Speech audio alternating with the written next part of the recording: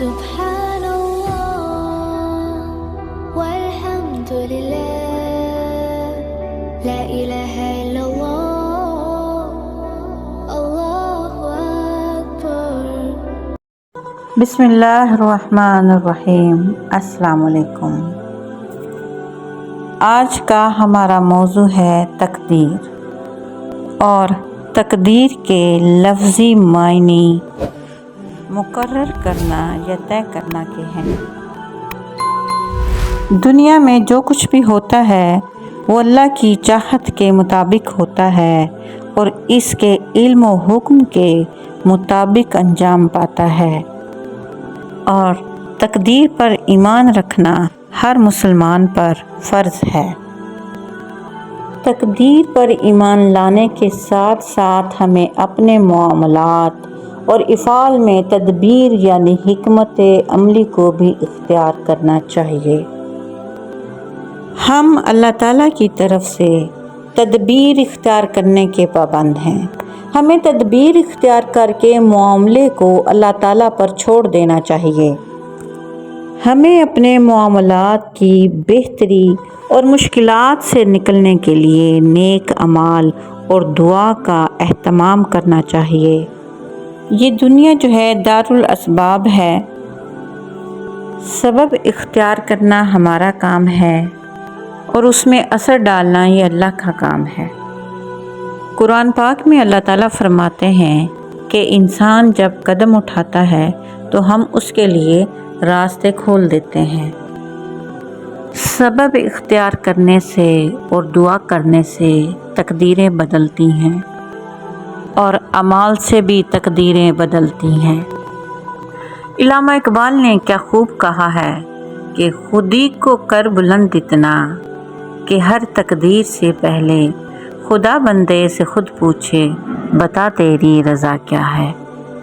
حدیث پاک میں آیا ہے کہ انسان جب دنیا میں آتا ہے تو وہ اپنا رزق اور اپنی عمر لکھوا کے لے کے آتا ہے.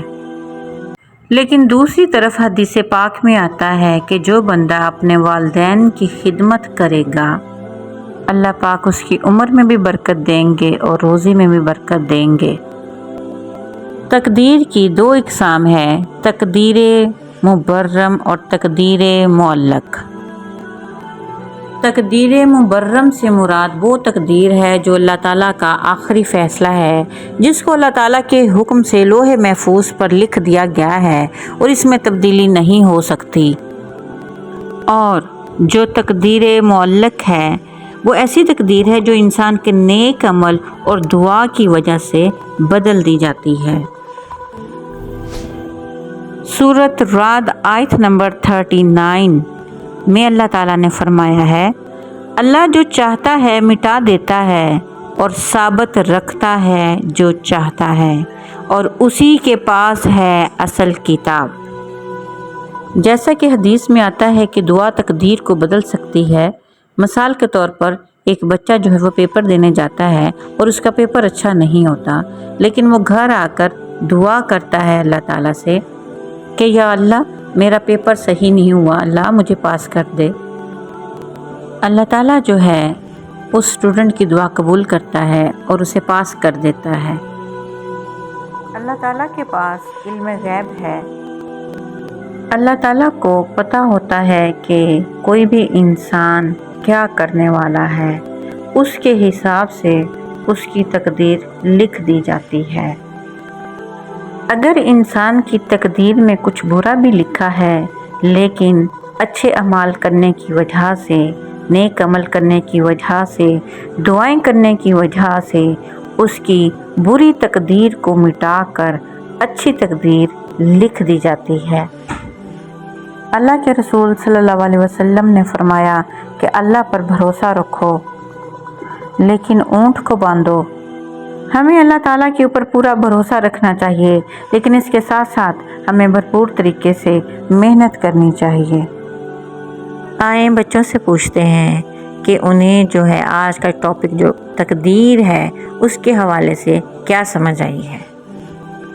میں نے یہ سیکھا ہے کہ جیسے ایک ٹیچر اپنے تجربے کی بنیاد پر یہ کہہ سکتا ہے کہ اس کے ٹیسٹ میں کون سا اسٹوڈنٹ پاس ہو سکتا ہے اور کون فیل ہو سکتا ہے، لیکن اللہ تعالیٰ کی ذات تو علم الغیب ہے، اللہ کے پاس غیب کا علم ہے۔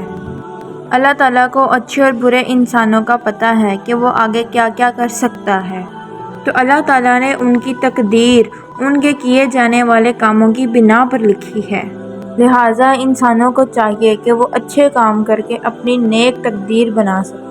اب یہ انسان پر منحصر ہے کہ وہ کیسے اچھے اعمال کر کے اور نیک کام کر کے اپنی بری تقدیر کو کیسے اچھی تقدیر میں بدلوا سکتا ہے۔ ہمیں اور ہمارے بچوں کو چاہیے کہ ہم اللہ تعالیٰ کے حکم کے مطابق اپنی زندگیاں گزاریں، سنت کے مطابق اپنی زندگیاں گزاریں اور زندگی کے معاملات میں خوب محنت کریں تاکہ دنیا اور آخرت میں کامیاب ہو سکیں انشاءاللہ۔